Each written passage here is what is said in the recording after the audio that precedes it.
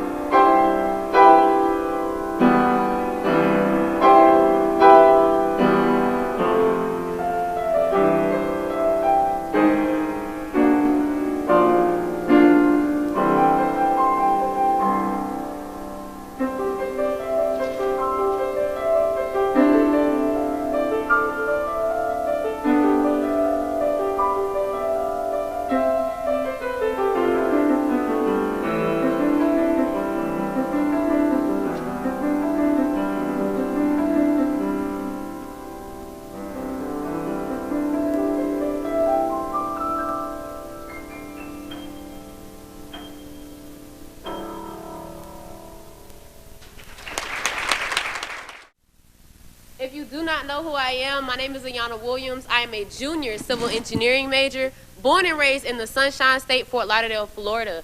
I was able to receive my amazing internship opportunity through the TMCF Leadership Institute, which we just had a lot of students participate in. Next slide, please.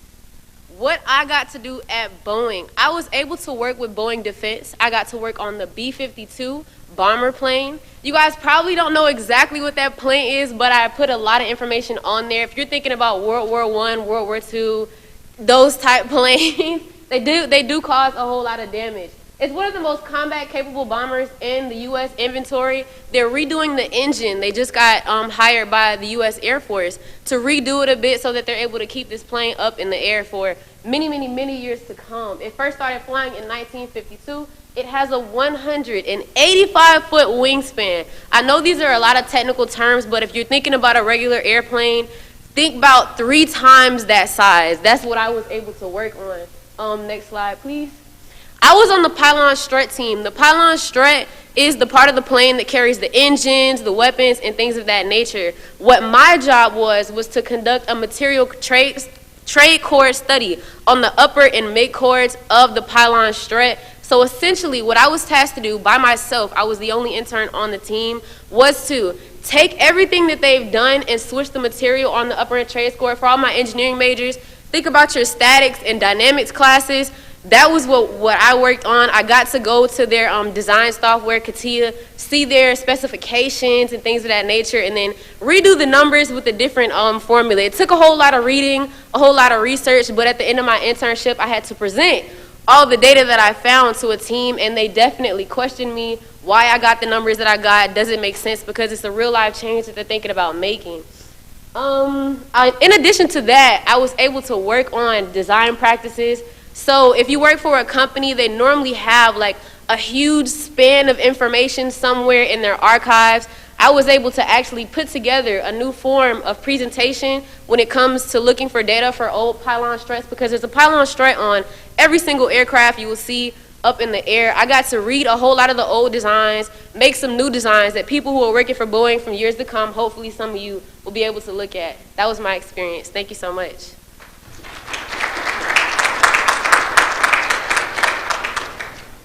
Hello, everyone. That's me, Markia McCord. I am a senior logistics and supply chain management major from Mobile, Alabama, and I also received my opportunity through TMCF. Next slide, please. This would have been my second summer with the Boeing company. It was virtual, but I would have been based out of Seattle, working for the BGS side, not the defense, but Boeing Global Services, and I had a multitude of different projects. So my first one, I supported the South Carolina team. They're trying to move some things from Seattle to the South Carolina area because of the pandemic, and things are shrinking in that area. My favorite part, I led an employee involvement team where I was somewhat like a manager of my own, and I was able to mitigate some problems that happened between employees on the team. I led AOG quality assessments, that's the aircraft on ground quality assessments that went hand in hand with the employee involvement team.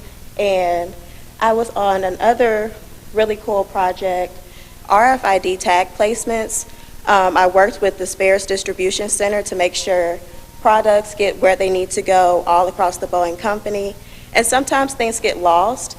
So it was my idea and one of my coworkers to place RFID tags on the products so that we could track how they're being delivered, just like how you can track your FedEx or UPS package. I also started a newsletter for my team, the AOG Gazette. This was our first issue to go out, and I left with some unfinished business. As an intern, you can't be there forever, so I didn't get to complete everything, but some other interns and I started an app where we can communicate between different BGS teams, use cloud storage. It's a very traditional company, so cloud storage isn't really something that they use yet, but we're getting there, and continuously track those delivery packages. Next slide, please. And here's our information. I know we've both already touched on it, but For me, I am a TMCF Boeing Scholar. I secured that my freshman year through the immersive program that they had, and I was later able to apply for the Boeing Scholars Program. And then, as some of y'all know, there was the Leadership Institute just last week that some of you may have participated in. So is there anything you would like to add on that? Well, yes. If anything, do not let your major trick you into doing something different. I'm a civil engineering major, like I mentioned, but I'm going to end up working in aerospace. So if you have any questions, comments, or concerns about navigating TMCF or Leadership Institute or the Scholars Program, you can reach out to the both of us. Thank you all so much.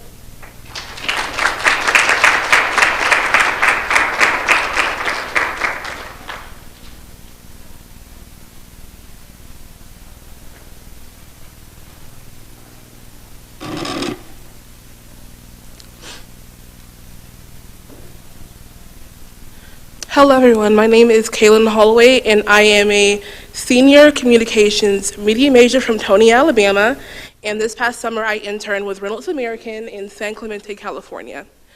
What is Reynolds American? They are a company that oversees some brands such as Camel, Newports, Pall Mall, and a variety of many other brands, brands that you would not have heard of if you didn't do tobacco products, even if you do.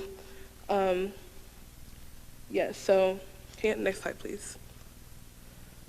So I happened to intern under other trade marketers where they took care of pricing and promotion and product availability and many other needs to make sure that all the products were marketed towards consumers correctly, keeping up with current trends to make sure that the company stayed on the market, as well as putting newer products out on the market. I was able to learn about the 5 Ps, as they refer to it as, and I was also able to learn about the tobacco industry and the limitations that they faced nowadays with all of the menthol and flavor bans that I saw in California, as well as the variations of product marketing techniques they took from region to region. In California, Newport is not as popular as it is over here on the East Coast, so that was also very interesting to see. Okay, next slide, please. For the company perks, this was very exciting for me because I was able to take on this internship. It's my first one, and there were a whole lot of perks. They gave me a car that I had for the entirety of the internship, which was 2 months, and I had my own apartment, a full apartment, bath in my own room, my own kitchen where they gave me pots and pans, and I also had an attached garage where I could park that car in. I didn't have a roommate, so it was just all in all a great experience for me, and I very much enjoyed my time there. Kevin, next slide, please. And while I was in California, my mom she came with me because it was my first time riding on a plane. So we were able to go to LA together. In the middle picture, if you zoom in, or you squint your eyes, you can see the Hollywood sign. We were also able to go to the beach because my apartment was like 2 minutes from the beach. And we were able to go to Disneyland. There's a picture of us on one of the roller coasters. Next slide, please. I was able to secure this internship because I participated in Thurgood Marshall College Fund's pitch competition in 2020, and before the competition even started, I received a call from Reynolds American, who was partnered with TMCF then, and they offered me the opportunity to apply for it and to interview for it, so I was able to secure the internship. And I would not have been able to secure the internship or even hear about Reynolds American or their opportunities if it was not for the honors program and how they have helped me hone my skills as a professional. So I completely owe this experience to the honors program. Thank you. All right, good evening, everybody. My name is TJ Johnson, and I'm a senior finance major from Frisco, Texas. And I am here representing Ally Financial today. Next slide, please. So who is Ally Financial? What is Ally Financial, right? Ally Financial is an all-online bank. Wonderful, wonderful bank to bank with. I'm not going to try to force you all on it, but do your research. They're great. Ally is the original digital disruptor, and we have over about 10,000 teammates focused on one thing, which is the customer. Next slide, please. So at Ally, there are several different things that you can do, several different areas where you can intern with. There's banking, there's auto, home loans, insurance, and investing. Now, one of the big ones, obviously, is banking, but also another big company or another big sector for us is also auto as well, because the headquarters is actually located in Detroit, Michigan. All right, next slide, please. So for the brand strategy, this is actually one of the reasons that I really, really loved Ally Financial. I truly enjoyed the culture there, especially as a black man being in a corporate America. They really made me feel like I was a part of the team and like my voice was valued. So that's one thing I really liked about Ally Financial.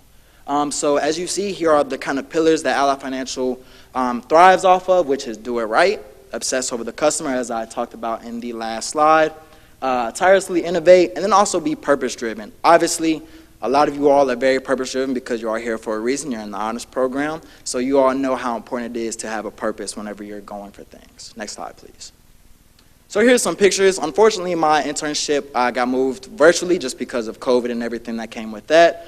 But I would have been stationed in Charlotte, North Carolina, because I am a finance major. I would have been with Invest, and they are located in Charlotte, North Carolina. So these are actually some pictures of what the building looks like, and they actually just got their building renovated as well. So now they have some gyms. They have a floor dedicated only to gyms, a floor dedicated only to restrooms, excuse me, not restrooms, restaurants. They have arcades there too. They have like a whole game room. So it's super dope. They really make sure that the people, the customers first taken care of, but also the employees are taken care of as well. Next slide, please. So I actually had the pleasure of spending 2 summers with them. My first summer was in 2019. I actually received the opportunity through the Leadership Institute, as everybody else before me has already talked about. Wonderful opportunity. But during my first summer, I was actually tasked with the task of revamping quarterly performance reviews. So if you don't know what that means, basically a portfolio is just the amount of, or what you're invested into. Right? So it's best a portfolio of what you're invested into. So my job was to manage 32 of those different investment portfolios. So part of my job was to help them build a lookup tool on Excel, which created dynamic holding charts and tables. I was tasked with taking all 5 different worksheets as well. Their process was very manual at the time. And I was actually at the end of my first summer with them, after doing all these points here at the end, I was able to reduce their time of completion from getting these quarterly performance reviews sent out to the customers who own the portfolios from 3 weeks to 2 to 3 days, just because of what I was able to do for them. Now for the next slide, please. The second summer, which is this just recent summer, I was actually able to develop an investment rotational program. So at Ally, there are a lot of different opportunities and a lot of different early talent programs as well. And this is one of the ones that we wanted to establish in the Invest department. The crazy part about it is I was actually the first Invest intern with Ally Financial in 2019. And not only that, but being a black Invest intern as well at such a big company is huge. But the second part is during the second year, we actually had 2 interns. So really looking to expand our intern footprint, as well as being able to have as many people we can come on board. But part of what I was tasked with was developing a rotational program. I had to create success KPIs, which were key performance indexes, or indicators, excuse me, create a campus footprint, and then create program infrastructure. So essentially, I was tasked with ground zero, coming up with an entire program of what they would rotate in, what they would learn, how they learn it. And I was able to do that just because of how friendly everybody at Ally is. I was able to talk to the CEO, CFO. That's how tight-knit Ally is. That's how important and really valued Ally Financial wants to make you feel. They really want to develop you. Next slide, please. So here are some other opportunities that we have at Ally Financial. Again, I talked to you all about some of them, but here are some opportunities. Accounting, analytics, there's technology, right? So it's not only just finance. There's underwriting. There's so many different opportunities, and honestly, Ally Financial is such a great company with all the different early talent programs that we have. You can really honestly find anything that you want if you're truly interested in learning about it. I highly recommend it. All right, next slide, please. So here's some final questions that you all may have. So what is the greatest lesson that I learned? I would say probably personally, I think the greatest thing that I learned personally was how to use my voice in meetings. My first summer, I was a little nervous just because, one, I was at my first internship. I didn't really know what was going on. I didn't know what I could say, what I couldn't say. But what my manager really expressed to me after the end was just, your voice is valued. Your opinions are valued. Nobody else thinks like you do. Nobody. You're the only person who has the brain that you do. So I highly encourage anytime that you get into a meeting that you speak up and you make your voice heard, because that is what makes you remembered. That is what's going to get you into those opportunities and get you into those doors that so many people who don't speak up do. Professionally, I would say that as well. I'll say personally and professionally for myself, voice. How did the honors program develop me? I mean, honestly, y'all know how amazing Miss Holloway is. She was the one who really helped me come into who I am now. And then also just all the preparation. I just remember this one thing. I don't know if Miss Holloway knew this, but at the first Leadership Institute, I was a little nervous. Everybody else there, they were older than me. I was going as a sophomore. Didn't really know if anybody was going to look out for me. All the people that were with me had already 6, 7 opportunities. I had nothing, right? So what I was able to do from Miss Holloway saying, if you leave this place without an opportunity, that's on you. So what I did was I made sure that I went out and I talked to every single person. I almost skipped out on Ally Financial. I was like, I don't know who really Ally is, but that was the best decision I think I've ever made, was going and talking to them. Internship details, so how long, stipend, was housing transportation covered. So I was getting paid $21 an hour.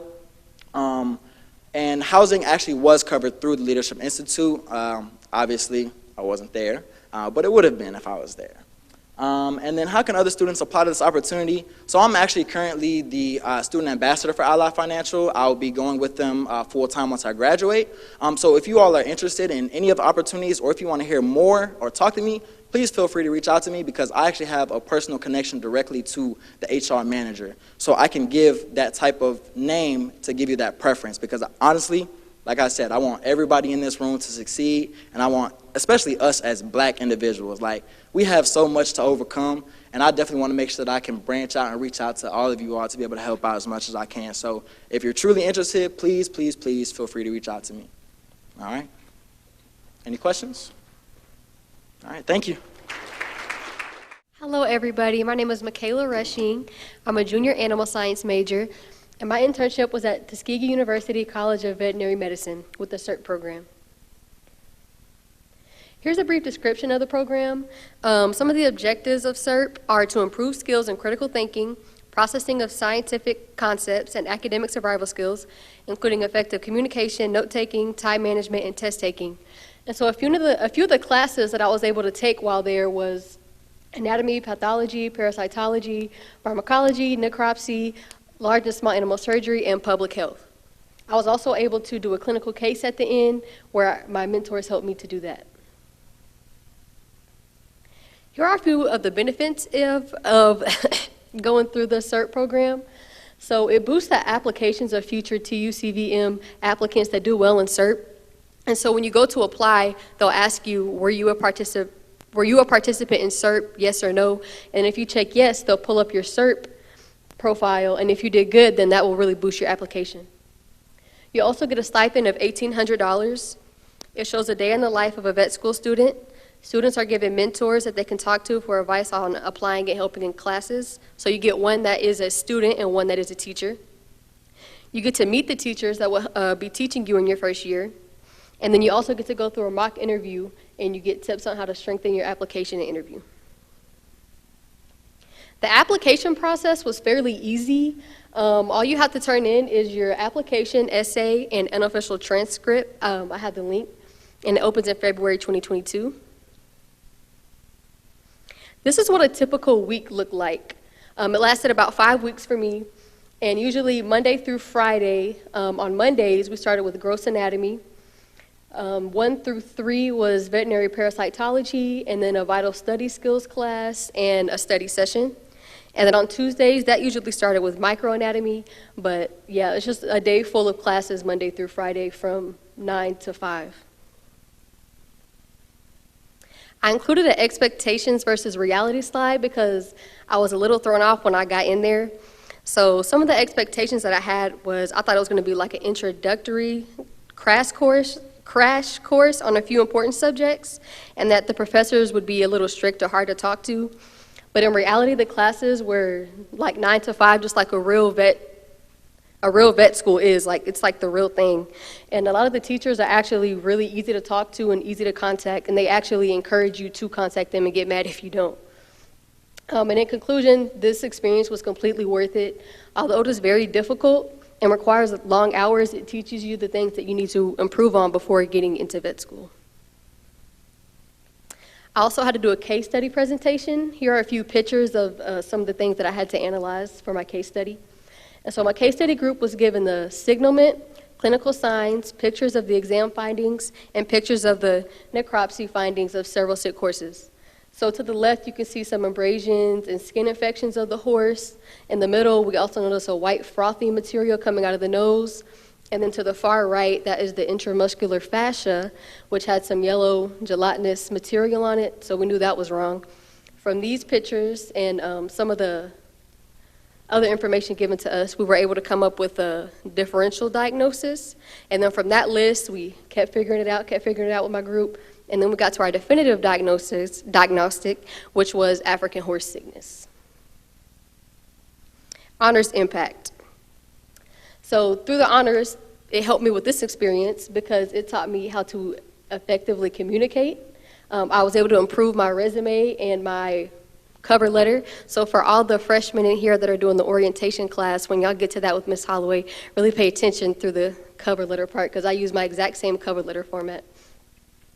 And lastly, I was able to connect with the honors alumni, Dr. Kasia Pritchett, and I shouted out one of her colleagues because she put me on with her. And then she talked about the Tuskegee CERT program and how much it helped her, and so that's how I decided to do that. This was the closing ceremony. I'm sure some of you might recognize some of these people if you watch Nat Geo Wild or Animal Planet. But so there's the Vet Life and Love and Vets. They were able to talk to us, and it was like cool seeing these veterinarian celebrities, hearing from them. And so that's Dr. Blue. He's in the picture on the right, but he got to do the closing ceremony and give us some final words. If you guys have any questions, please feel free to email me at michaelarushing00@gmail.com, and thank you for listening.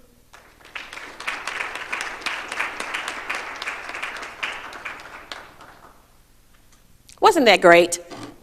Yes, it was. All right, I wanted to mention that Michaela, besides being an exceptional scholar, she's also captain of the women's soccer team. So no one has any excuse to say that they don't have time to apply for opportunities, because if she has time, yeah, we all have time, right? Right. The other students got their opportunities, as they said, through the Thurgood Marshall College Fund. I serve as Canvas coordinator for that initiative for the past 14 years, I guess. And so those opportunities are available to any student on campus. I send those out campus-wide all the time.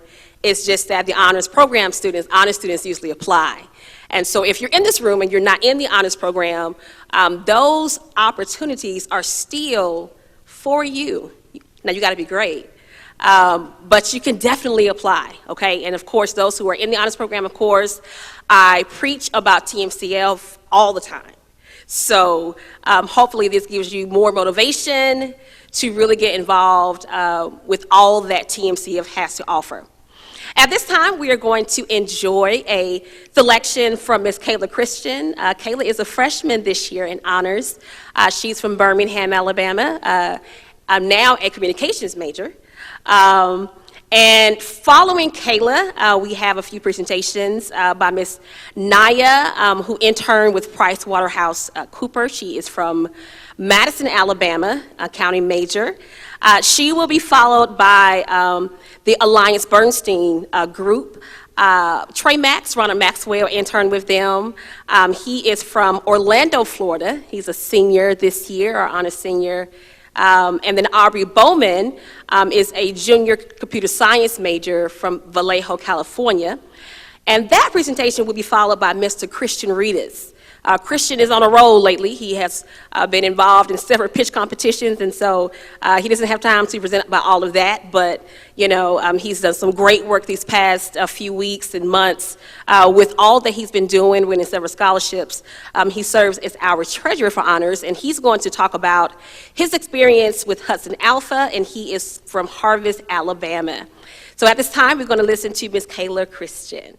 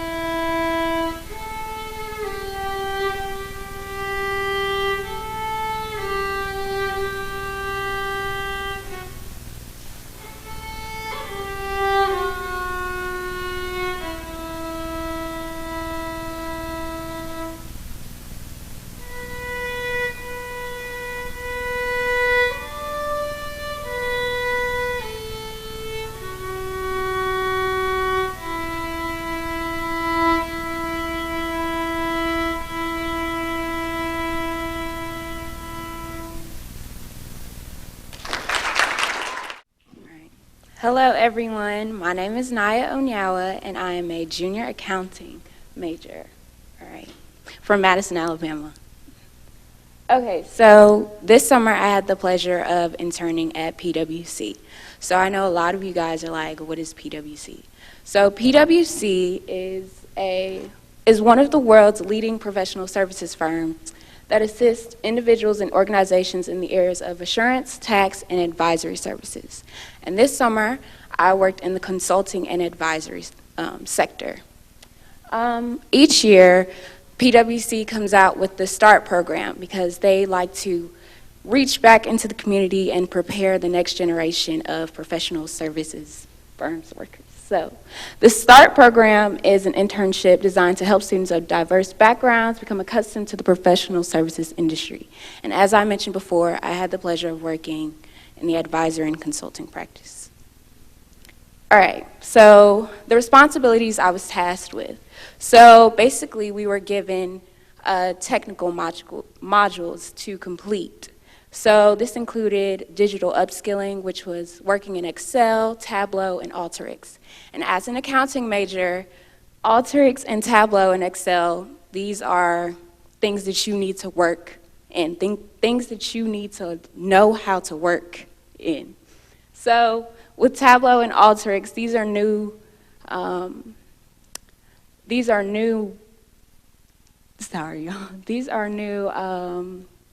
designs in the accounting field that we just need to learn now. So with PwC, we were able to work in this more and become more familiarized with these two skills. So I was also given the pleasure to participate in the client engagement, which is called Skills for Society.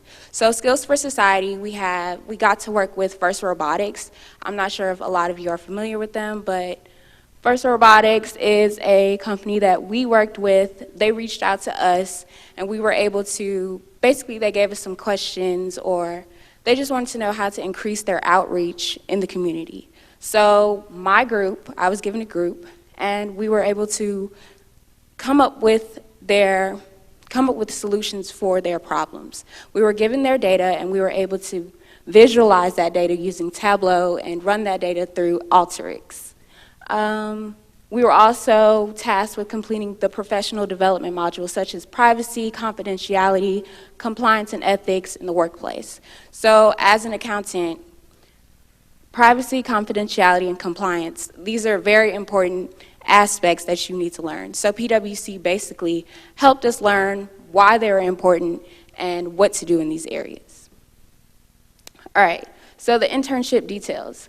My internship was online, unfortunately. So it was 6 weeks, but PwC does not offer a stipend. Instead, you are paid a bi-weekly salary. It's a good salary, y'all, not just, But housing, transportation, PwC does not offer housing or cover transportation, but since I was virtual, I was able to stay at home and work on the company laptop. That's what they give you. If I was in person, I would have been working in Dallas, Texas. Some of the lessons I learned, a personal lesson, I learned the importance of being professional and being able to work well with others. Professionally, the importance of communication, speaking up for yourself, and networking. So in PwC, it's very easy to talk to upper level management, and I just didn't know how to go about that, but they helped me do that. So I was taught to communicate. If you want something, communicate. So if you wanted to work in a specific area, all you had to do was ping someone through Google Calendar, set up a meeting, something like that. Ping them and say, hey, I'm interested in this. And they literally reach back out to you. So I thought that was pretty cool. So how A&M and honors program helped prepare me. So A&M constantly reiterates networking. So PwC also does the same thing. So when I got there, I was able to contact some management, maybe for some other things that I wanted to go to, like I said, and I was able to really learn about those areas. They literally allowed me to shadow them. So networking, that's what that was. So with the honors program, being surrounded by scholars and then going to work with other scholars. So I'm not sure if you guys know about the, so being surrounded by scholars and then going to work with other scholars. So I was able to really be confident around other people because when I came in, you're just used to working with people that are on that same level as you, when it comes to education. So when I got to PwC, that's how it was also. It wasn't something new to me, And the mentor-mentee program. So reach out to your mentor. That's what I wanted to emphasize. My mentor helped me get this opportunity. She introduced me to PwC, and from that, I was able to research them. So I am just emphasizing, reach out to your mentor, your mentee, say, hey, what's up? Just a little conversation here and there. You never know. But how can you apply? So I'm not sure if the slides will be available to you all, but basically you can I put a link here, so you can just click on that link, and hiring for 2022 is open now. So if you're selected, you will be required to complete 2 behavioral interviews to secure employment, so be prepared. Reach out to the PwC campus recruiter for more info and more opportunities. This is what I also did. Your recruiter is Katie Hover, but she is on maternity leave, so I listed her interim, Daniel Brogan, and I listed her email and her phone number there. Again, if you guys are shared with the slides. So, but thank you. My name is Ronald Maxwell III, but I'm more commonly known as Trey. I'm a senior logistics and supply chain management major from Orlando, Florida.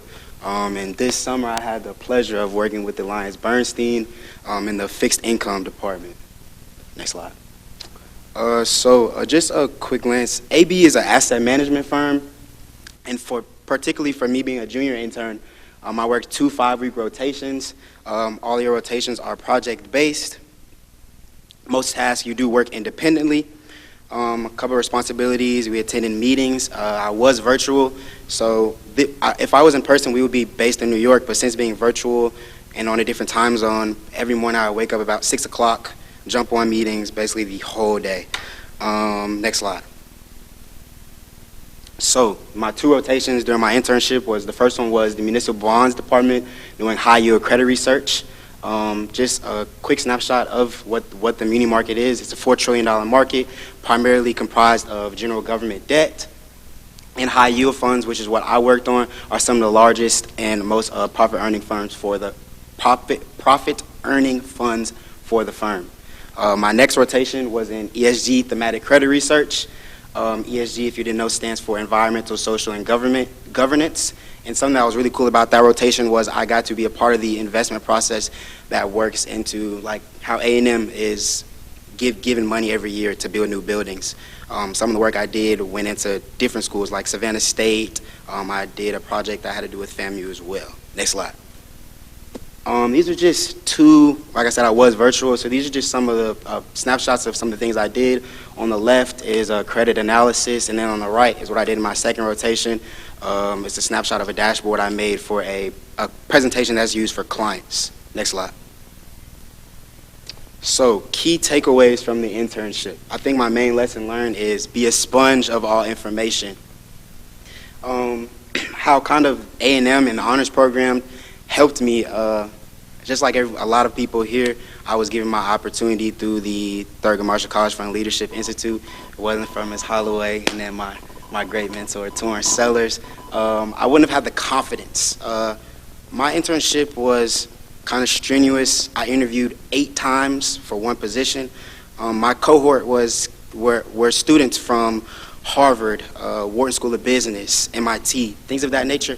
And just being at A&M in the honors program around a group of individuals who work just as hard as me, some even harder, kind of made me have the confidence to know that, yeah, all these kids might not know my institution and my university and where I go, but I fit here. I know just as much as them and can work basically 1,000 times harder to get to where I want to go. Next slide. What everybody really wants to know, I did work in New York, so my money was a little different. Upwards, I said $35 an hour.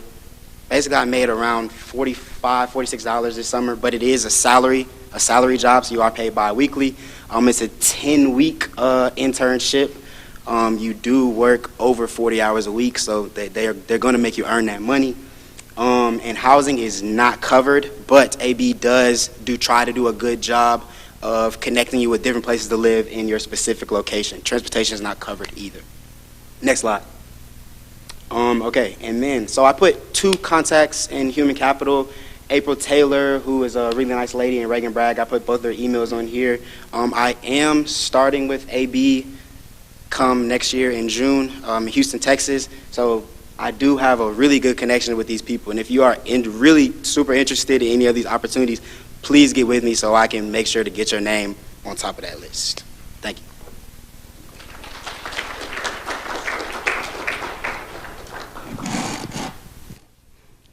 Hello, everyone. My name is Aubrey Bowman. I am a junior here on the Hill, majoring in computer science with a concentration in cybersecurity, coming all the way from Vallejo, California, somewhere you have probably never heard of.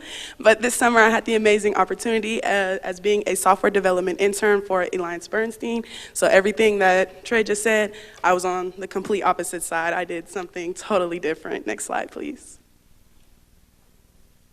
Next slide. Okay, yeah, this one works. Thank you. So as he mentioned before, Bernstein, just to sum it up, is basically a financial institution. So as I said, I'm a computer science major, so you're probably wondering, how does computer science align with the world of finance? I had no idea. I had no idea how I was even able to secure this opportunity, but they actually have 2/3 of the company is technology, which I did not know, which is amazing, but my experience as well was virtual. I was supposed to be in Nashville, Tennessee, but luckily I was here in Huntsville the entire summer, so I was still in the same time zone, was not working those long hours like Trey was, but still had to work for my money. And these are just a few pictures of the office. The office is completely brand new in Nashville, which is the headquarters. That little picture of me, that's me on my first day. I was super excited, as you can see. Next slide, please. So going into the internship, I had a few goals that I had set for me personally and professionally as well. A lot of those were around communication skills, collaboration skills, as well as networking, and to also explore career options outside of just strictly technology companies. Next slide. So as Trey stated, he was able to do 2 rotations within the technology and operations department. We do not do rotations. We were in the same department the entire time, but got to work on multiple projects. So I was able to work on 2 projects dealing with Python as well as SQL. If you don't know what that is, I'll explain later. Next slide, please. So the first project was titled Pardo to SQL. So Pardo is basically a database that holds thousands and thousands of data information about people, their address, how much money they have, how much they owe, just information like that. So we were tasked to take that information and put it into a SQL table.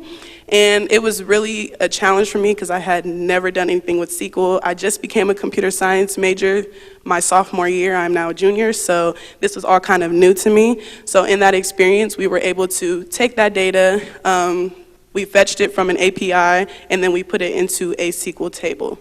Next slide. So the next project went kind of off the last project. So we basically took that SQL table and we put it into Salesforce. Salesforce is basically an automatic cloud-based software. So Salesforce, they actually have people who work specifically on Salesforce. That's how intricate it is. But I just got a little basic tutorial on how to do it. I'm not advanced in that at all, but we basically took that SQL table and took all of that information and transferred it into Salesforce. Next slide. So a couple of key takeaways, as I listed before, the goals that I had coming in. I was able to strengthen my Python skills because coding in the classroom versus coding in the professional world are 2 totally different things. I felt like I was in meetings more than I was actually coding. So that would also come into the networking aspect that I was able to take away. Not only networking with fellow interns, but networking with the CEO of the company, with the president of my specific department that I was in. And another thing was I was able to gain confidence within the professional environment, which is something I never really got to experience. So next slide. And how does honors play into that? So I actually did not receive this opportunity through the TMCF Leadership Institute. I got this from attending the virtual career fair last fall. So I went there, they had kind of just a little interest, explain what who the company was, what they did, and they invited me to attend an HBCU Infusion Forum, which was the first one that they did. It was really informational. They let you know about how someone who looks like us can kind of evolve in a company that doesn't look like us. They were really trying to push for more HBCU students, which it was not a lot of us. It was a few, and majority of us were from A&M, which is me and Trey. And how did the honors program prepare me? My resume, which I've received so much feedback on, was great. Without the honors program, my resume would not have been there.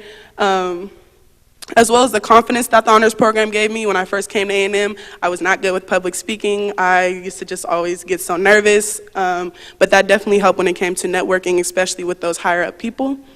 And I just felt prepared the entire time throughout my internship. There was never a time where I felt like I didn't know what I was doing. The honors program really prepared me for that professional aspect. Next slide. And that's it. Thank you, guys.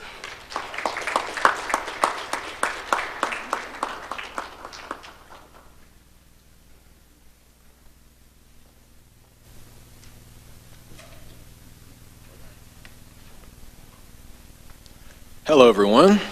My name is Christian Reedus, and I'm a junior chemistry major from Harvest, Alabama. And this summer, for my internship, I worked at Hudson Alpha Institute for Biotechnology. Now, you guys are wondering, what is Hudson Alpha? Well, Hudson Alpha is a nonprofit institute located in Huntsville, Alabama. That has a threefold mission of conducting genomics-based research to improve human health and well-being, sparking entrepreneurship and economic development, and providing educational outreach to nurture the next generation of biotech researchers. Now, the program that I participated in is called BioTrain, and the BioTrain program offers students the opportunity to connect classwork with real-world job experience and gain skills and knowledge to prepare them for careers in biotechnology and related fields. The summer positions are available for undergraduate and graduate students, providing experiences that range from laboratory research, biotechnology marketing, communications, and business strategy. Now, the position that I had was a genomics wet lab assistant in the Myers lab. And in this position, the interns are immersed in a genomics laboratory working on projects related to human disease. The Myers lab uses genomic approaches to better understand and classify human diseases, focusing on neurodegenerative diseases. So, for example, Alzheimer's, Huntington, Parkinson's disease, ALS, and several types of cancer. And these are some pictures of me in the lab. That's me with a pipette and me holding some dangerous chemicals. Next slide, please. So for my project this summer, I did research on Alzheimer's disease. And to give a brief description of my research, I focused on a gene called BIN1. And BIN1 is a gene that's associated with Alzheimer's disease. And it's the second most important risk locus for late onset AD. And my goal was to identify potential BIN1 enhancers. So what is an enhancer? An enhancer is a sequence of DNA that increases the transcription of a gene. So if you can stop an enhancer, you could potentially stop or slow the transcription of a gene. But first, we have to identify them. So at the beginning of my project, my mentor, her name is Bree, found 23 regions of interest from previous research done. And it contained 17 variants which were identified as brain EQTLs, which is expression quantitative trait loci, and or AD-associated variants. And I tested these in the microglia-like cell line, which is cells found in the brain, and using the dual glow luciferase assay, which was used to actually identify the enhancers.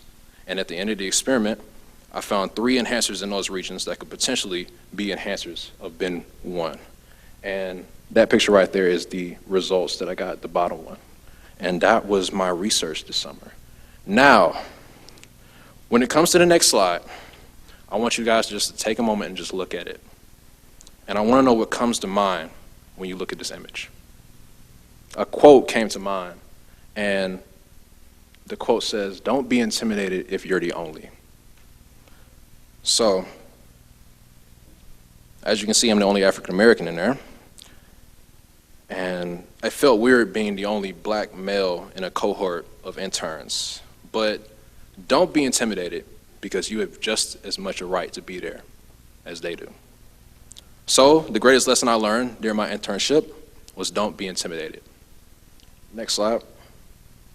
So the honors impact. Did I receive this internship through honors? I did not.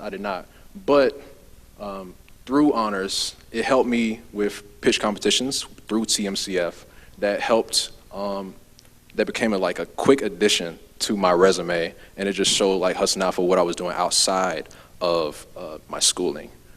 Did I receive a reference letter from honors? Yes, I did. Miss Holloway be writing them letters, y'all.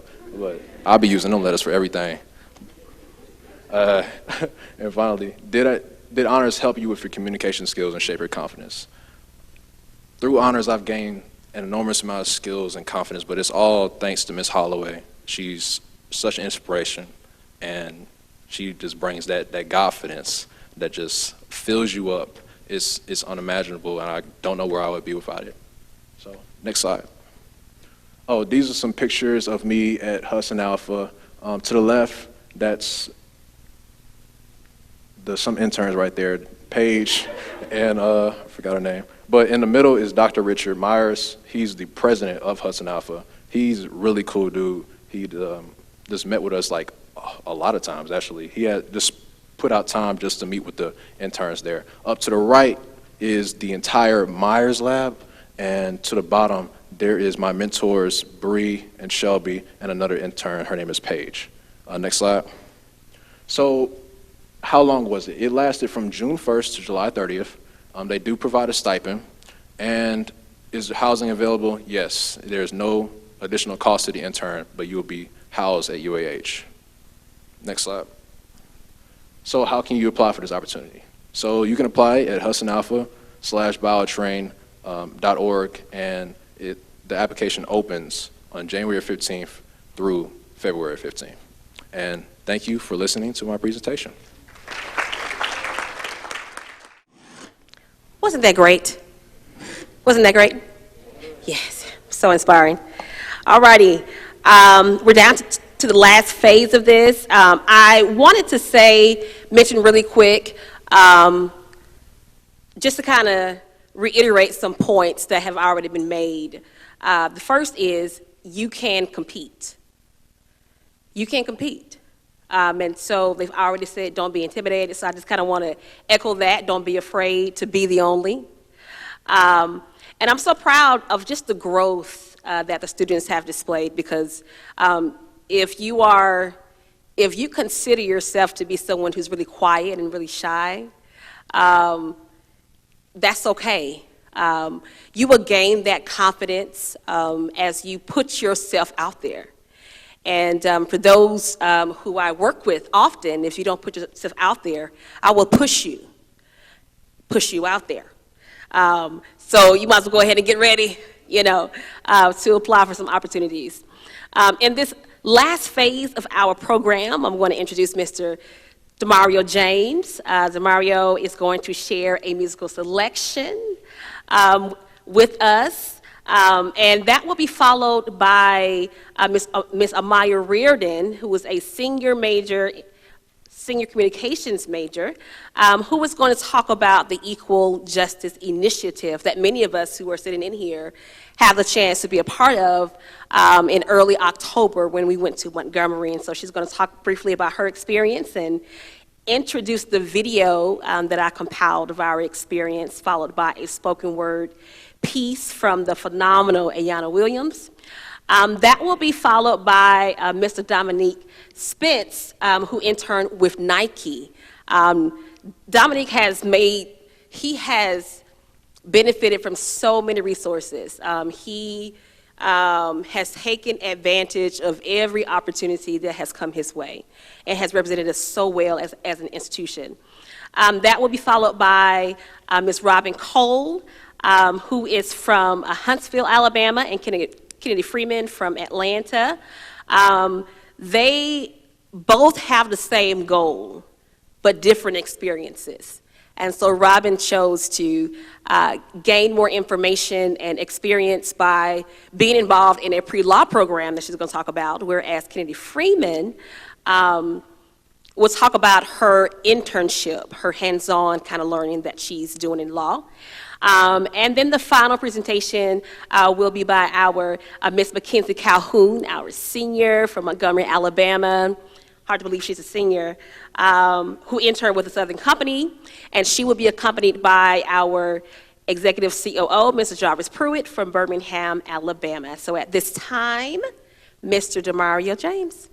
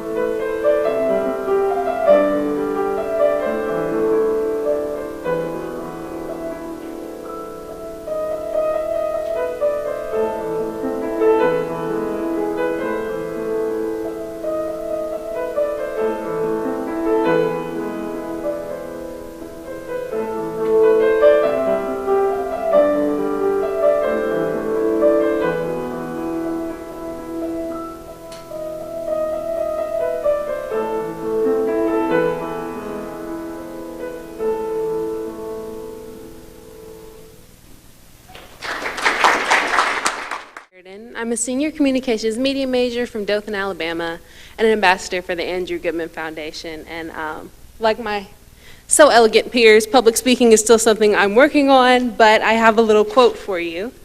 So outside of the Legacy Museum is a quote that says, "True peace is not merely the absence of tension, it is the presence of justice." And this quote is more pertinent when we remember Brian Stevenson, who we had the honor to meet and who I had the honor to intern with their network this summer, is best known for a lawsuit that helped to exonerate Anthony Ray Hinton, who was also in attendance when we visited this museum last month, I believe, 2 months ago, who was wrongly convicted of the 1985 murders of 2 fast food restaurant managers in Birmingham, Alabama. When I first kind of started putting this together as an ambassador with the Andrew Goodman Foundation, I was a bit nervous about this event and bringing all of my peers together for this, because there's a lot of Black pain and trauma in that building. And you don't always know how people are going to react to that. I don't always know how I'm going to react to that. But when I left, I realized that there was more than just Black pain and trauma in that room, that everything that we witnessed was characterized by progress also. There was Black triumph and there was Black hope also. I have to remind myself sometimes that everywhere I go, everything I do, I have my ancestors behind me, my foremothers, my forefathers. And this program, this museum really amplified that, and it sticks out in my mind when I think about it. And I hope this video that wonderful Ms. Holloway put together can convey to you all what we felt that day if you weren't able to be in attendance.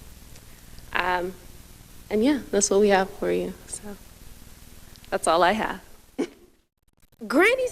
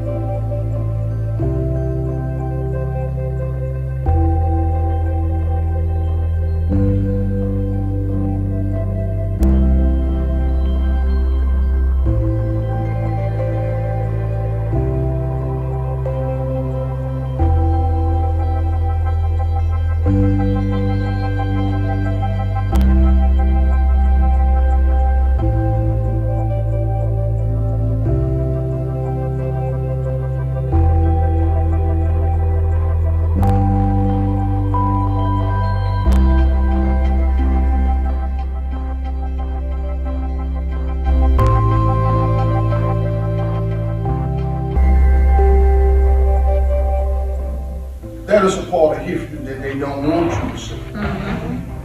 I don't know who is this. And I want you to realize that what you saw today is what they intended on you. When you see that hat, when you see that shirt that says, "Let's make America great again," that is exactly what they're talking about. They want to put you back in those days, and senators have the audacity to say that we was better off doing slavery.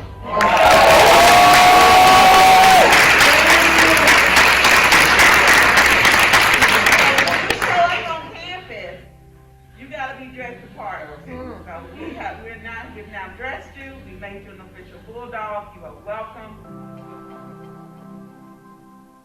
So I am a part of the civic engagement team, and I think this experience really made me realize that this is a field that I need to work in and continue to work in, and I've been working in it since I was a teenager. But I was a little disillusioned after last year. But I think that I can take my communications media degree and apply it to community engagement in a way. The thing that impacted me the most today was the fact that we were actually able to go in and learn the things that they aren't teaching us within like regular school. They were given constantly just being appreciative as well, and making sure that I bring the strength and the courage and ambition that all of my ancestors had before me, and I take that with every action and movement that I have today to make sure that I can honor them and their lives and what they lost for me to be here. What impacted me the most out of this EJI trip was the ability to see the real life lynchings, to be able to see the names of the individuals that had their lives taken by just existing per county. It made it so much more real. It was a very humbling experience, and I'm so very grateful for the opportunity to really connect me and ground me and to give me that strength to push forward and continue my academic career.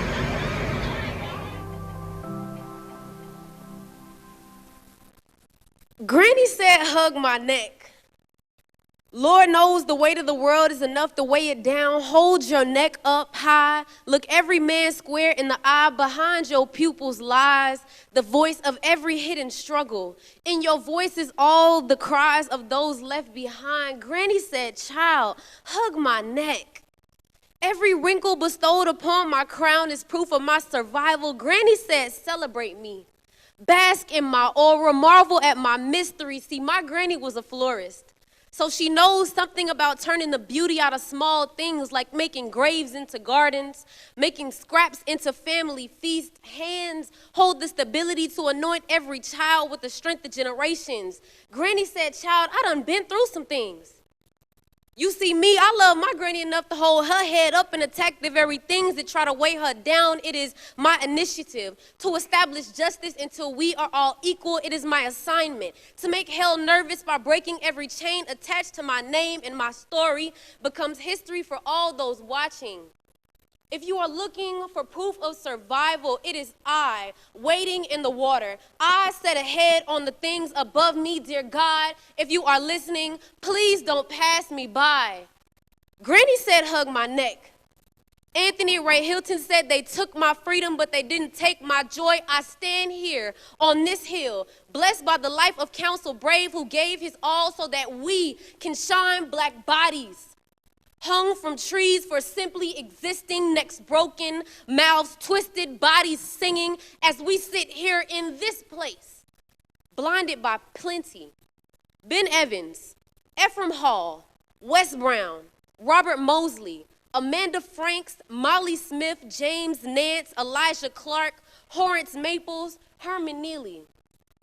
Look me in my eyes and tell me that they're not people like you and I, necks broken, mouths twisted, bodies swinging in the southern breeze. Their every aspiration is carried by the wind, whispering messages into the ears of you and me, and they say, hug my neck, love my neck, forever memorialize the kind of sights that make the strongest mentors cry, hearts hollowed, way down to the point of questioning one's own existence.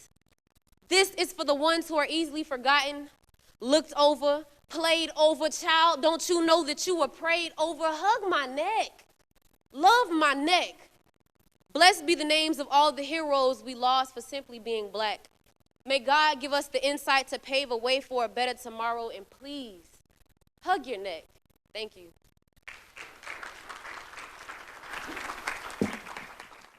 The names that Ayanna listed in her piece were the names that were listed on one of the bars at the museum of the people who were hung here in Madison County.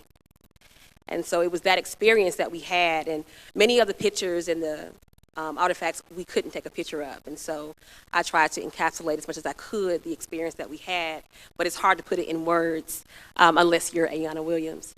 And so such a powerful piece. I'm so glad you were able to do it for us today. I encourage all of you guys to visit the museum in Montgomery, Alabama. Very, very powerful experience.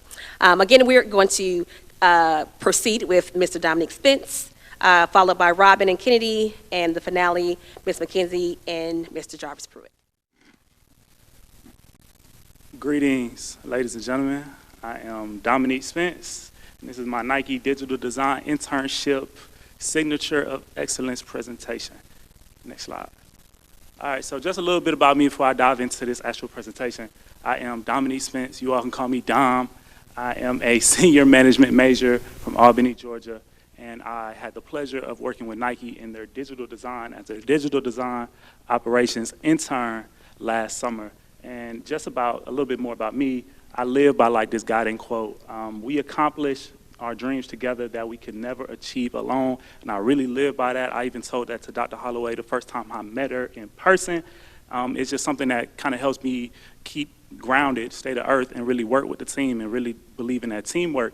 And that has carried me throughout all my pitch competitions and internships. Just a little bit about my hobbies. I just love being around my friends and my family and enjoying the vibe. I'm really just a cool, chill, laid-back kind of dude. I don't really get in the mix too much. So I just really just love that close quarter kind of love. I play pool and I create content around vintage clothing. If you guys haven't followed me, please follow me at allthat.vintage on IG right now. We do a lot around sustainability and just the vintage clothing in general. Dope content, by the way, please check us out. And I'm always participating in different hackathons or pitch competitions. Next slide. And so Dominique's growth, these are my 3 main projects that I actually did working at Nike or with the swoosh. Networking, I know a lot of people wouldn't consider that an actual project, but I really do, just because networking is super, super crucial. I can't say that enough to really get into people's minds about this is who I am and this is who I want to be, and have those deeper conversations and let people know who you are at the end of the day. My second project, my actual real project, is a DPD update tracker or digital product design update tracker. And moral of the story, we have a digital product design playbook where at Nike, when we make all our digital designs and we make a logo, we make a different app screen, we make whatever we make on the digital side, we have to put it somewhere to let us know what in the future, what we've done in the past. And those, when we make so many updates, we have to track them updates some type of way. And so that's where I come in, and I made an update tracker in Asana. It's a project management tool. And my favorite project is the 23rd membership, where me and a group of interns came together and crafted like a new membership program that's innovative, and it tackles access, communication, and community for the Jordan consumer, and one of Nike's biggest problems. So what is Nike's biggest problem? Next slide.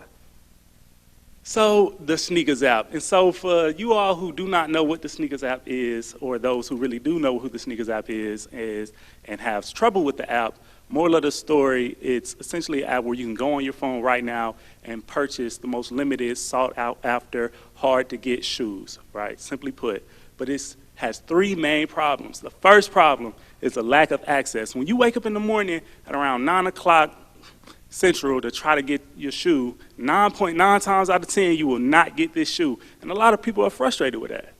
Poor communication. Not only are you frustrated that you can't get the shoe, you don't even know how to get the shoe. You just know you woke up and took that L. Every time you wake up in the morning to try to get these shoes, and Nike won't really have a great communication with you on, hey, this is how you can get these shoes, and this is how you can actually get this hype product that you really want. And then the last problem, which is the biggest problem for me, is lack of community. Every time I wake up in the morning to try to get these shoes, even though there's thousands and hundreds of thousands of people, sometimes millions of people trying to get this one shoe at one time on this one app, you feel so alone. You feel like you're just there taking that L in silence by yourself. You know what I'm saying? And that's real. And so the whole problem of that is there should be a connection piece. There should be something that lets me know that somebody over there is taking that L with me.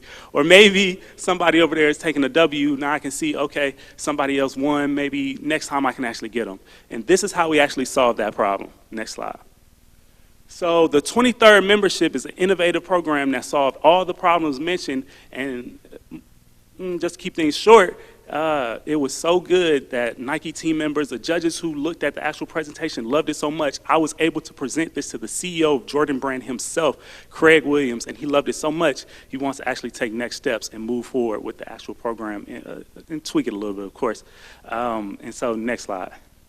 And so I want to talk about the honors impact. And so this is one of those internships that some people have mentioned today that I did not get through the honors program, even though all the best internships and opportunities are, y'all definitely got to link up with them to get those.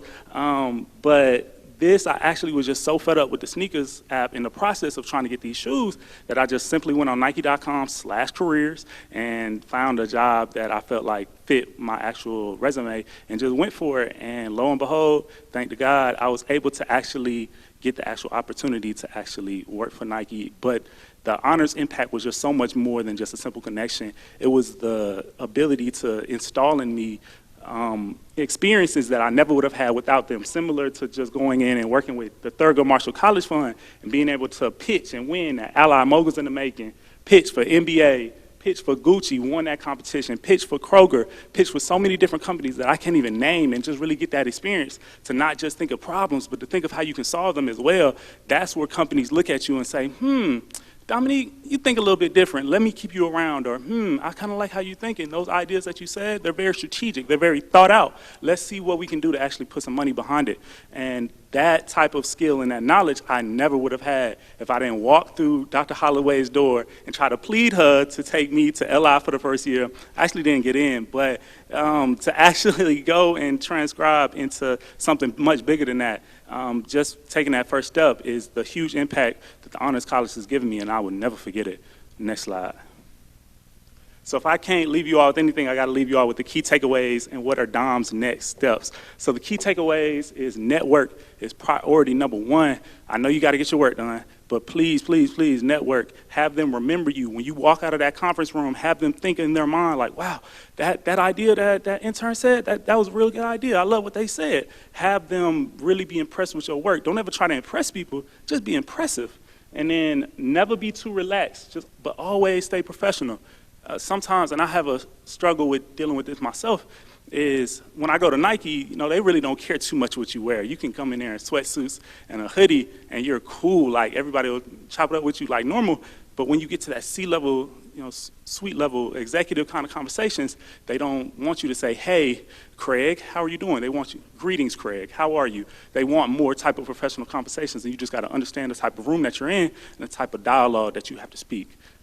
Communication is king, and I know I said that enough, but even if your work isn't good, if you feel like, wow, I'm lacking in something like this, or I'm asking too many questions, or I don't feel like my work is proving my worth, communicate that. Let your manager know. Let the people who around you know what's going on. Let them know the work that you're trying to do or who you want to be. That communication will take you so much more farther than your actual work will once you let people know what you're actually trying to do.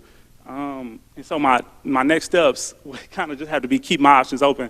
And pray on my next steps, bless up. For the most part, even though I am blessed to say that Nike did offer me a full-time role, I'm still trying to look at different opportunities from Google, from Apple, and different type of companies to kind of see where I want to do next. And last but not least, help others and give back. I'm just doing type of programs like this and really trying to give back any type of way I can, even if it's just going to the Honors House and just helping around wherever I can. It's just something that I truly believe in, and that's just me. That's just me from like when I wake up and when I go to sleep, I'm going to be that person, and that's just something I always try to do. So I know that was a really long presentation. I'm so sorry, but next slide. Thank you.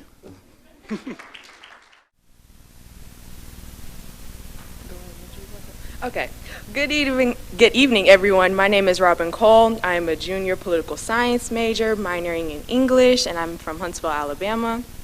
And so this past summer, I had the opportunity to be a student intern for the PLUS program, and that's basically the pre-law undergraduate scholars program hosted by the Law School Admissions Council, LSAC, and my host school was the University of Alabama School of Law.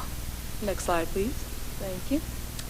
All right, so basically the program's purpose is basically to provide young minority undergraduate students a chance to really get their hands into the legal system or really figure out if they're really interested in the law field. And basically they do that by having us partake in crash courses. I took legal writing and contracting, but also allowing us to network with practicing attorneys all over the country, but most of ours was here in Alabama. Next slide, please. Okay, internship description. So basically it's a 4-week program, 5 days a week from June 7th, which was our orientation, to July 2nd, which was our commencement. And so like I said before, we took place in like classes 3 times a week. We would take both courses a day, followed by having network panels and basically just an opportunity to network with the teachers and also lawyers at University of Alabama School of Law, and also different law firms. Next slide, please. Some key takeaways I got from this program. So if you complete all 4 weeks, you get a $1,000 stipend, and also they provide workshops to help you apply basically for law school and also take the LSAT exam. So they also provided us waiver forms, so I get to take the LSAT for free the first 2 times if I choose to. And they also provide LSAT prep, which is not cheap at all. It is very expensive. And law school itself is also expensive, so they also help you apply with scholarships and basically get an upper level hand with that. I also found a newfound interest in law. I've always been interested in law, but working with my professors, my other student interns, I really gained the love of law and actually am excited to go into my career field. And hopefully within the coming years, 5-6 years, I will be able to become either a civil rights attorney or a criminal defense attorney. So yeah, just a newfound community across the country of the people that I interned with. I actually were talking to some of them today before this presentation, and how the honors program has impacted me. So I actually didn't get this opportunity through the honors program, through TMCF, the Leadership Institute. The department chair of the law school, her and I are actually alumni of this program called Alabama Girls State, and so she emailed me directly to apply. But the honors program has brought me closer to this program. Like Kennedy and some of our alumni of the honors program, they have participated in this program in the past. So I was really able to contact them and get more information, and they also encouraged me to apply and made me excited about this program. Next slide, please. Okay, so for applying for this program, it's for upcoming sophomores and juniors, and you have to have at least a 2.5 GPA, of course, attending an accredited institution like the illustrious Alabama A&M University. You will basically complete the application that they have on the website. It's very simple. They ask you basic questions about yourself. They have, for me, it was 2 essay responses. They change every year, but it's basically asking you what is your interest in law and why do you want to participate in the program. You need to upload your resume and your unofficial transcript and letter of recommendations. The letter of recommendation for my application was optional, but I went ahead and had provided a letter of recommendation, and that actually put me above the list, and I was one of the first that they actually accepted because I was one of the ones who actually had a letter of recommendation. So that's a bonus, y'all. If they say optional, do it. So for this year, and this is pending each year, but it's basically they give you a month to apply. So the applications opened up in February. I had, in mid-February, and then I had till March 31st to turn it in. And then they had let me know the following month, I think the second week of April. So it was a very fast-paced process. Next slide. And that's all I have for me, so thank you.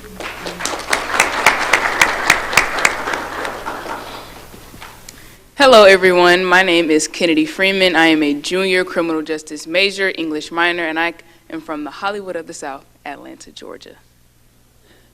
Next slide. Okay, so my internship is with this nonprofit called Operation Making a Difference. This man right here is Mr. Keith Reed. Basically, Operation Making a Difference is kind of like a glorified mentorship program. However, the kids that are in the program are one argument away from getting kicked out of their house, going to jail, things of that nature. So the interns with Operation Making a Difference get assigned kids, we call them participants. We get assigned participants to mentor, and this goes above just having weekly meetings. Like, we do school visits, home visits, everything we can to keep them out of jail. Next slide. Now, through Operation Making a Difference, I got my actual internship with this man. This is Mr. Patrick Arrington, and the law firm is called the Law Offices of Patrick Arrington. And after my interview with Mr. Reed, he knew that, of course, I would be a great mentor, but he wanted something more for me, so he contacted Mr. Arrington, and now I intern with him. Next slide. Can you go ahead and click on those for me? So my duties and responsibilities, in simple terms, I file motions, file cases, and prepare cases for Mr. Arrington. So right here is a real motion. This is a motion for production and disclosure. Of course, I had to redact a lot of information because that's confidential. But the importance of filing motions, if you file the wrong motion, you can mess up a case. For example, the motion for production is basically asking permission to get any evidence that will help your client. If you don't file this motion, nobody will remind you to file this motion. You will just show up to court empty-handed. And this is the whole motion. Every time we have to type all of this. I'm not going to explain all of this, but this is basically saying we are asking for anything involving our client. You can go to the next link.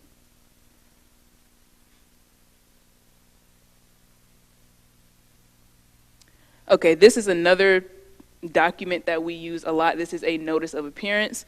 Hopefully you guys will never have to go through this, but when you get arrested and you're going through the legal system and you don't have the money for a lawyer, you get appointed a public defender.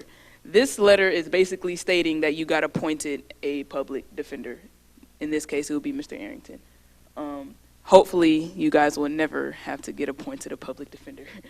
You can go back to the PowerPoint.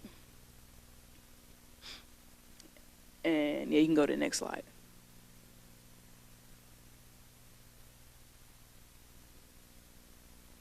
Okay, so I know it's hard to see, but these are more important pieces of paper. Another thing about the legal field, you would think that it would become more modernized. It doesn't. We still use paper. This right here is, well, these two on the bottom are client data forms. So basically, anytime we get a new case, this is just basic information, their name, date of birth, address, things of that nature. And in the middle is the investigation notes. This sheet is how Mr. Arrington gets paid.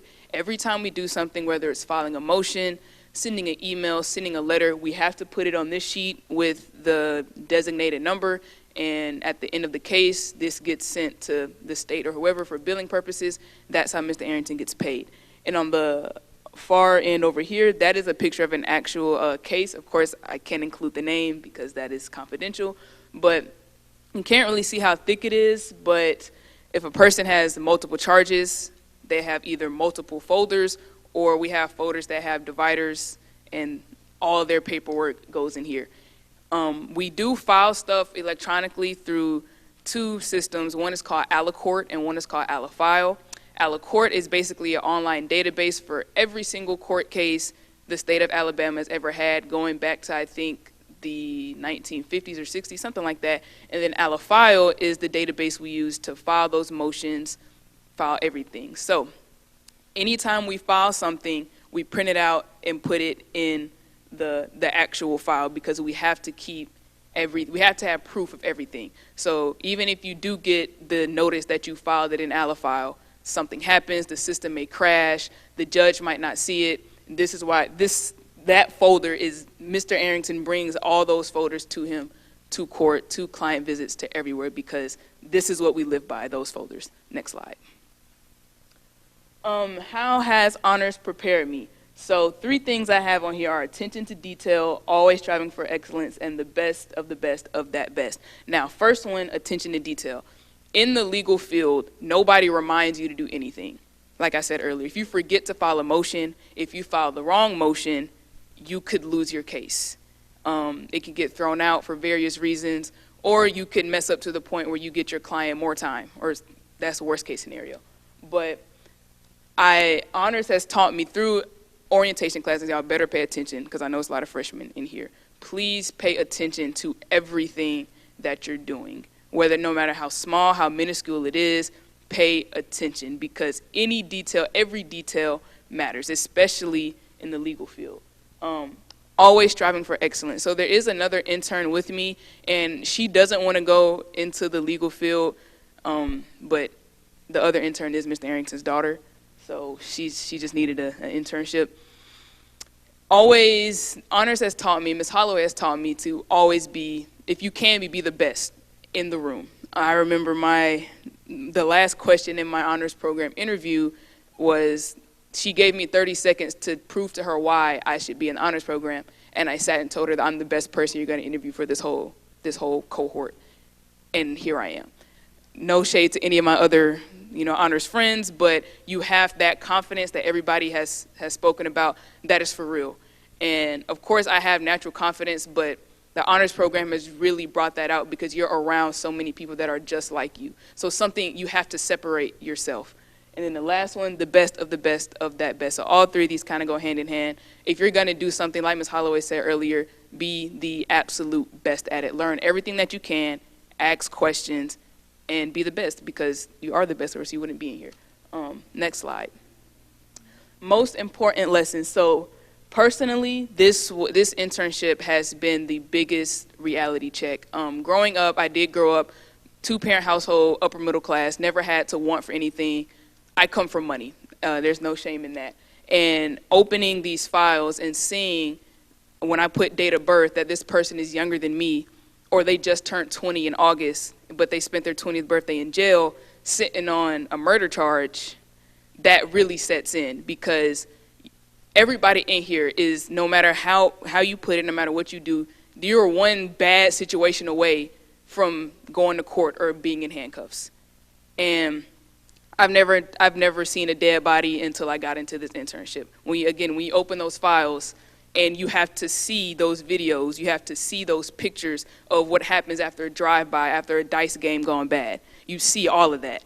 And it made me realize that I am not that far removed. Growing up, I was very naive. You would hear about stuff, but I never got to see it. This internship has allowed me to see that. So yeah, I just went through all that. Next slide. Professionally, what does justice is served mean? I used to think that meant a matter of guilty or not guilty. That is not the case. Justice being served truly means that the fair thing happened.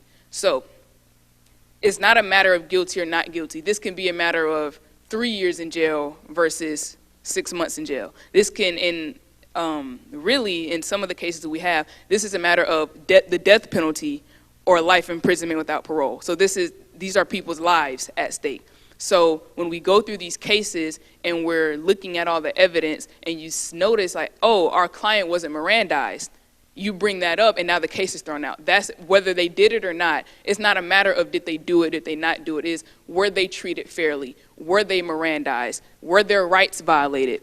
Things of that nature. It's not as black and white as guilty or not guilty, because I hate to say it, but a lot of these people are very guilty. However, it is not our job. The burden of proof is not on the defense. If you're not in legal stuff, you're not going to understand that, not going to explain it. But it really is a matter of can we get the fairest thing for our client? Whether that means 24 months or 6 years. You'd rather have 24 months than 6 years. And then patience. Coming into this internship, I wanted to just dive in head first to everything, but I knew nothing. I didn't know how to file a motion. I didn't know when Mr. Arrington asked me what's the style of the case, I had no idea what that meant. I had to learn. So I started off with, clerical stuff, but that clerical stuff built the foundation for me to when he tells me, hey, Kennedy, can you file a motion for suppression on these 3 cases? Okay, cool. Now I know exactly what I'm doing. I know exactly what that means, and I can take this knowledge through, the rest of my undergrad career and law school. I think that might be it, but next slide. Okay, yeah, that's it. So key points. Really, and I know I hate to have this, we've all had this conversation with our parents because we're black. You are literally one moment away from your life going the complete opposite direction. And I'm saying that because I've seen it. I've read cases, case in point, I can't say any names, but there was a young lady in high school and she's 16, or no, she wasn't 16. She was young. She was like 13 or something. And of course, it's too young, but she thought she was just having sex with her boyfriend. No. Now the boyfriend, everybody else is up for statutory rape. Just that quick. You think it's consent, but no, you're not old enough to give consent. It's little things like that. It's as simple as you going to the hop-in down the street to go get something to drink before a party, and your friend decides to go in there and rob the place and shoot somebody. Now you're being charged for murder because in the state of Alabama, if you're there while a felony is being committed, you get charged with that same felony. It's just that easy. It's just that simple. So Please be mindful of who you're with. Do not be afraid to say no and walk away. And always cover your ass, seriously, because I've seen it happen. It's just that quick where you are facing a lifetime in prison. So, thank you. Good evening, everyone. I'm Mackenzie Calhoun. I am a junior electrical engineering major with a nuclear power concentration. I hail from the capital city, Montgomery, Alabama, and both Jarvis and I did an internship under Southern Company, which is the large power and utilities company in the southern area, but we both worked in Alabama Power. Now, some values that Southern Company uphold are unquestionable trust, safety first, superior performance, and total commitment. And I'll be giving a brief detailing of my internship that I had this past summer in Auburn, Alabama, in reliability distribution under power delivery for Alabama Power. That was a lot, sorry. Okay, so like I said, one of the main things that Southern Company works for or strives for is safety. So the safety rules that you have to really uphold are in office and in field. So on the far right, that is FR gear, which is fire retardant gear that you would normally wear working with any utility poles or any power lines. You always have to wear your safety vest working in the street, especially with reliability, because you are in the middle of nowhere working on some random pole that has not been updated since 1985. So you also have to make sure you are wearing your hard hat. And here on the left side, that is Moncrief. He is a crew member. They are the actual hands-on people that will take what you have on print and your designs as an engineer and bring them to life. And what we are in is called the bucket truck. From that picture, we are 85 feet in the air. Not fun, but it was a great experience that I was loved and was so honored that I had a connection with the crew members. That is something that they always tell you to strive for as an engineer, because even though you are making the big bucks, you are creating and doing all these calculations so that the power stays on. Your crew members are really going to help you make sure that job is as efficient as possible. Next slide. Okay, so one of the projects I worked on was a underground project for an apartment complex. And here, a lot of the programs we use are SIME, Alabama 811, and that's SIME again, but SIME has lots of different reasons. For fault current, you are able to determine the correct amount of voltage that you need to keep the power on and to avoid any outages in the future. And with Alabama 811, that is something you always call before you start digging anywhere. Please call before. And here was the very first project that I did by myself.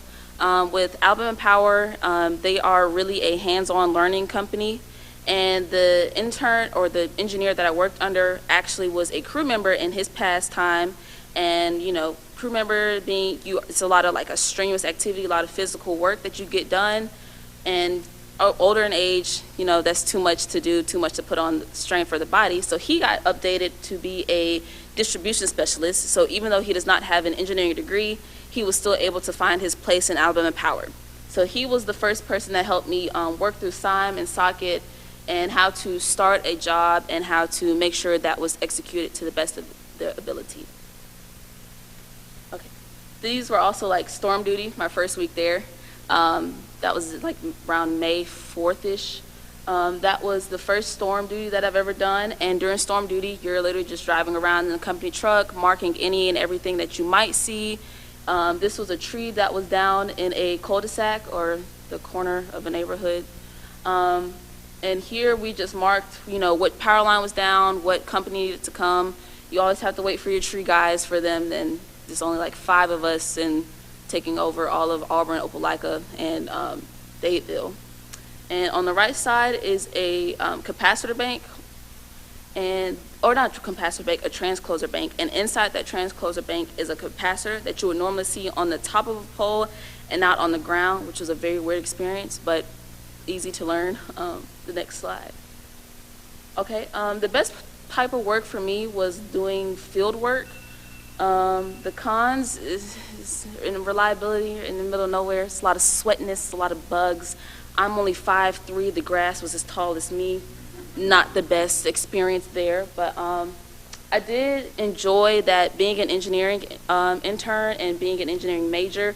A lot of what you learn in class is all like casework. Nothing is like the hardest way to really put it into like a real life situation. You can't learn that in class. That's something you need to feel hands-on and to see in a real life job setting. Okay, so one of the things that the honors program did help me, and really, like Kennedy said, we are the best of that best. With the Students of Southern Company, we were just in for Alabama. We were a group of students who, all student-led. We just got to connect and network within ourselves and to connect with other Southern Company supervisors and managers and all of that. And the majority of our community service this summer was with Hope-Filled Rooms. Hope-Filled Rooms is a safe way or a middle ground for women of domestic abuse or any victims of sex trafficking. And we also had our chance to just hang out, go bowling and everything. Alrighty, y'all gotta forgive me. I'm not used to standing behind a podium, so y'all just gotta rock me. But before I proceed, let's do one quality check. Can y'all say I'm good real quick? I know y'all been here for a long period of time, and I know I'm the last person to go, so y'all gotta stay with me, okay? I'm not going to keep you too long, but I'm going to keep you just for a few minutes, so I just need y'all to bear with me. So before I proceed, can I get a I'm good from the crowd real quick? 1, 2, 3. Okay, you got to say it with a little more energy. I vibe off of energy. Say I'm good on the count of 3. 1, 2, 3. All right, here we go. First off, my name is Jarvis Pierre Pruitt. I attend the illustrious Alabama A&M University, where I major in mechanical engineering with a GPA at a 3.91. My anticipated, yes, anticipated, because as we know, engineers, you never know when you're going to graduate, but my anticipated graduation day is May of 2023. Now, my hometown, I don't know what nobody's from Birmingham or whatnot. I don't want to disrespect anybody else, but I'm from the magic city of Birmingham, Alabama. And one interesting fact about me is that I love tutoring math. And if you didn't know, I am a university, or was a university tutor here for Alabama A&M Institution University. All right, my summer 2021 term, pretty much the same as my colleague, Miss Mackenzie Calhoun, so I'm not going to be redundant. But some of those experiences that I had, was my very first internship working with Alabama Power. The first time that I had an encounter with Alabama Power was when I was growing up little in the projects, and they turned off my power. And I never had, a good feeling when I first encountered them. And I was like, hey, what's going on? Because I was young at a young age. I did not know what was going on. But my mother, was saying, hey, we wasn't able to do this on time and things of that nature. And as I continued to matriculate and learn the understanding of the company and got older, you got to pay your bills on time. And if you don't pay your bills on time, guess what's going to happen? You're going to be sitting in the dark. So that was my first encounter with Alabama Power. But like I said, as I began to matriculate, understand the company, I got very comfortable with it, and I understand why they cut off our power. Now, at Alabama Power, like Mackenzie herself, I was placed in the power distribution sector, where I had the opportunity to work alongside distribution specialists and actually engineers, while I was able to learn several amount of programs and software, some to name, SIME, Alabama 811, NJONS, Socket. I mean, you name it, we did it all. But my most, thing that I kind of take away from it was being practical and applicable. What do you mean by being practical and applicable, Jarvis? Being able to practice and being able to apply it, right, to your everyday life. I was able to use or utilize the information that I learned inside my engineering classes and apply it to my everyday life at Alabama Power, in which, as an example, it was drawing up job sketches, what we call schematics.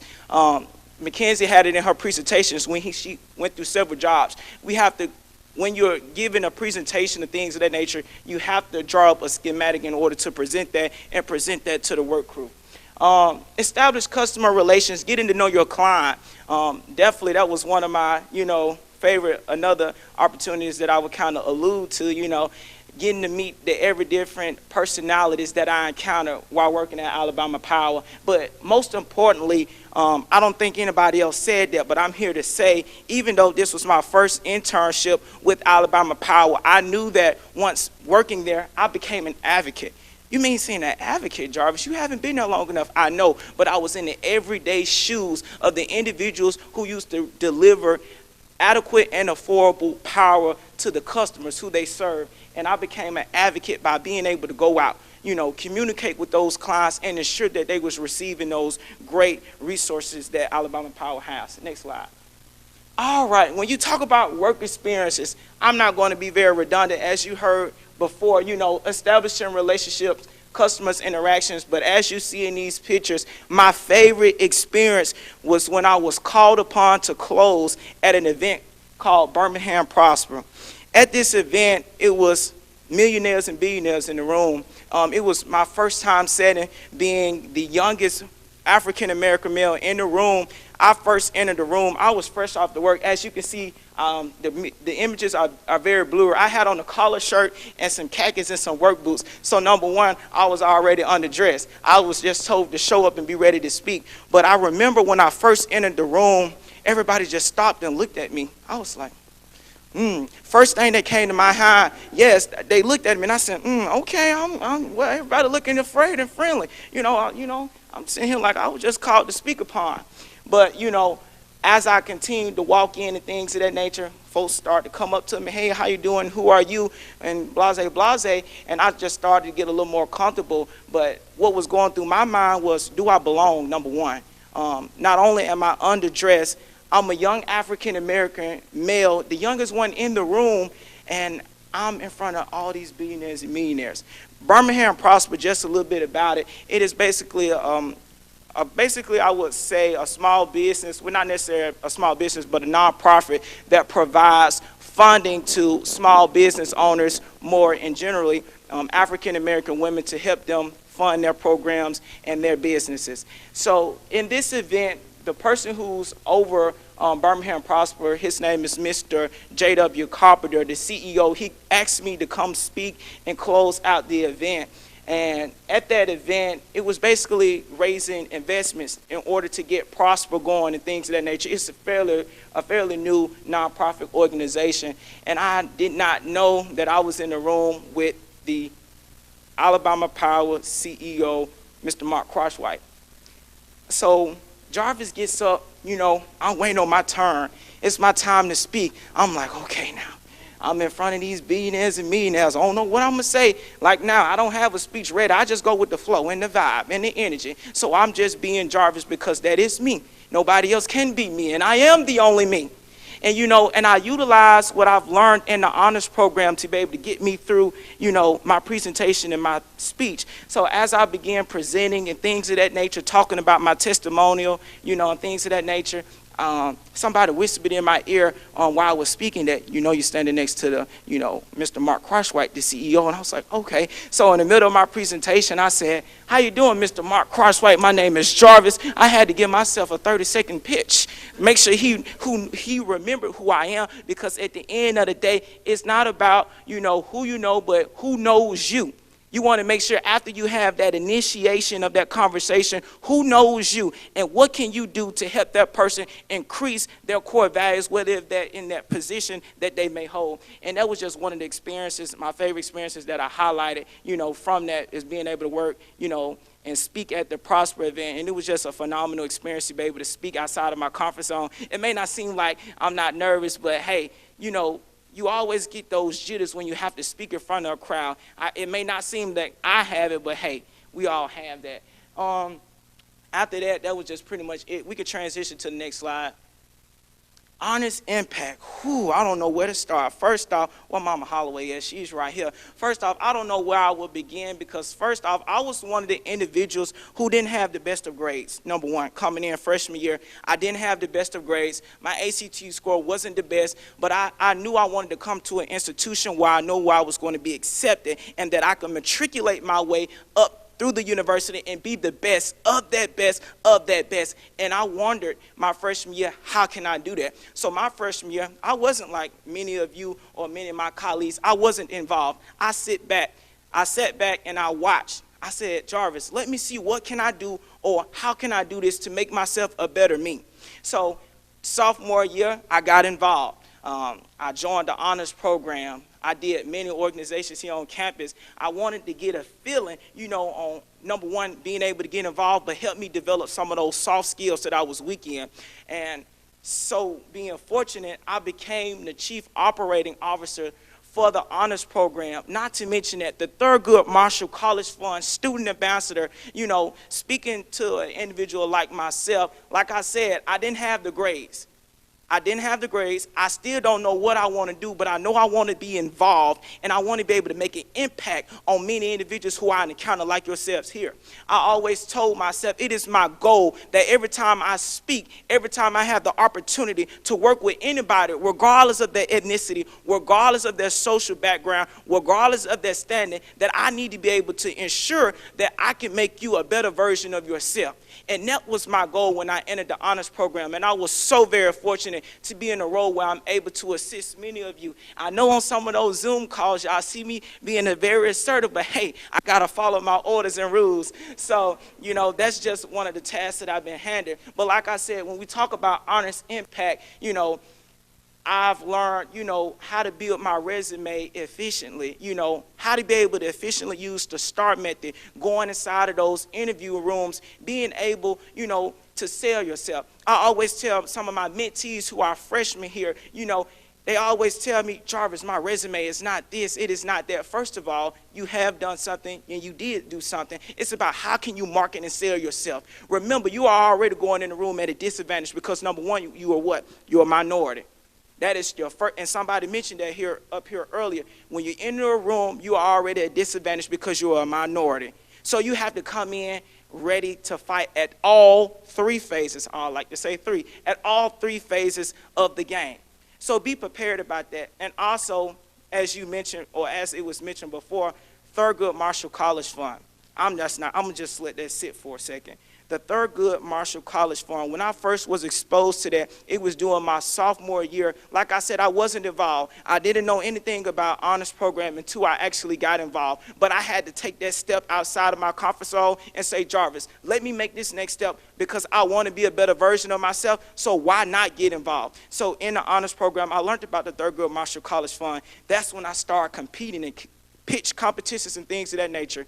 And when I tell y'all, we can compete, oh man, we can compete going against individuals from Morehouse, Spelman. When you think about Howard, these big institutions, these big private, supreme of the land, what you want to call HBCUs, I figured out when we start competing and was able to win and beat some of those schools that, hold on, y'all forgetting about a school over there in Huntsville, Alabama, Norman, Alabama, called Alabama Agricultural and Mechanical University. Don't sleep on us because we're fighting for an opportunity, to create our own table. Let it be known that we are not trying to fight for a position at the table. We're making our own table while other people are trying to find a seat at the table. Let's start there. But I'm not going to keep out too long. I know I like to talk a lot, and I'm going to kind of keep it on the slow end. But I just want to say thank you all for coming, attending, being in your best version of yourself, and taking that next step on how to make yourself better. I don't want to steal the sunlight from nobody else. And Mackenzie, I love you. I'm sorry to come in and have to do that to y'all, And like I said, can we all just give a round of applause to our other presenters?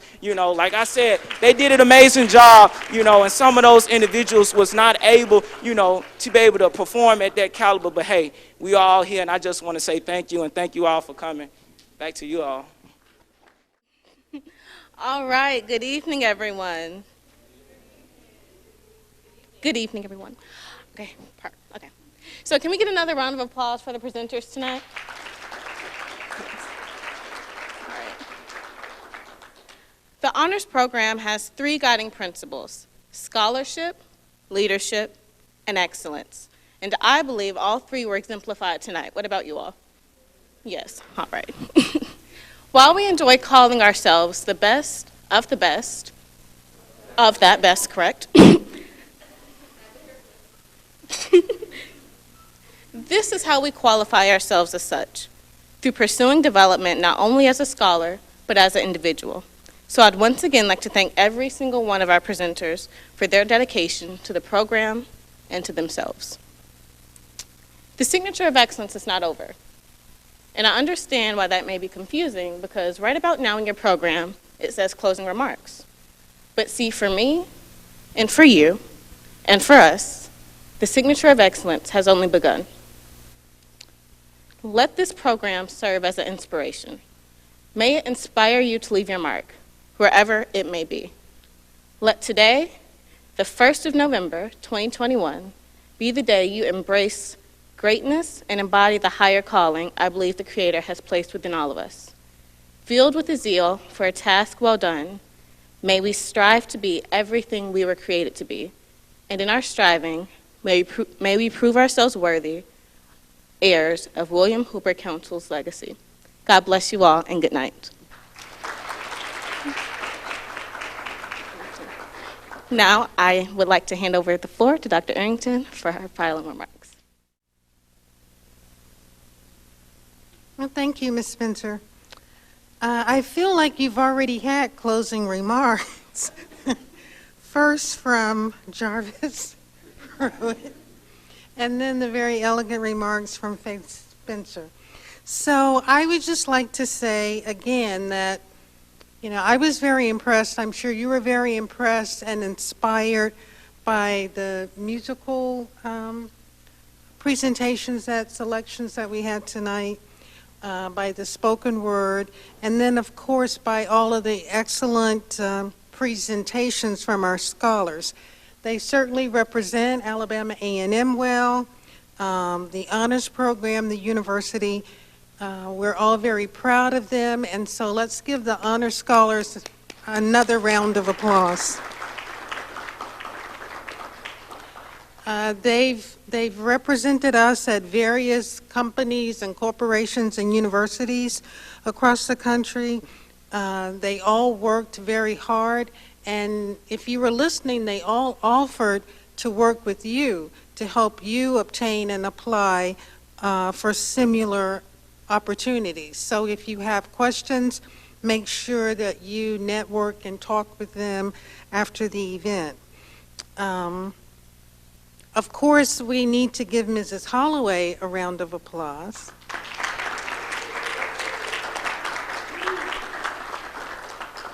Because she's such an invaluable resource for the honors program, the signature of excellence, and in getting you ready to apply and obtain for all of these wonderful opportunities.